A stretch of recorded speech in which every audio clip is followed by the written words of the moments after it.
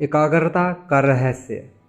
स्वामी विवेकानंद और जर्मनी के साहित्य भाषा के विद्वान प्रोफेसर पारडायसन संस्कृत साहित्य पर चर्चा कर रहे थे कि किसी कारणवश प्रोफेसर साहब को उठकर बाहर जाना पड़ा।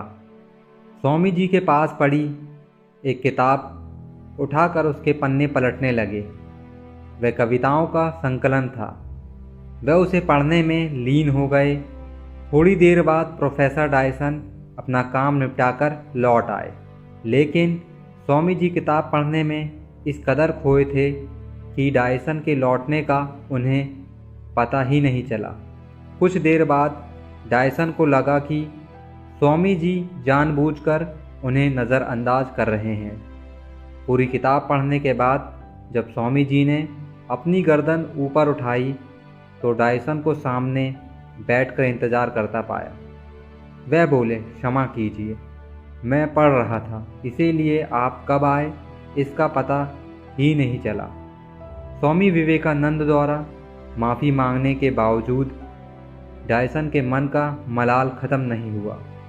उन्हें यही लगता रहा कि स्वामी विवेकानंद ने जानबूझकर उनकी उपेक्षा की। स्वामी विवेकानंद उनके मन का भाव जान गए। उन्हें दुख हुआ। डायसन को यकीन दिलाने के लिए वे किताब की कुछ पंक्तियाँ सुनाने लगे, लेकिन इसका उल्टा असर हुआ। कविता की पंक्तियाँ सुनाने के बाद डायसन ने कहा, लगता है आपने ये किताब पहले भी पढ़ी है। डायसन के इस तरह सोचने का कारण यह था कि 200 पन्ने वाली किताब कोई व्यक्ति इतने कम समय में नहीं पढ़ सकता था। वह बोले, किताब की सारी कविताएं आधे घंटे में याद हो जाना मुमकिन नहीं है।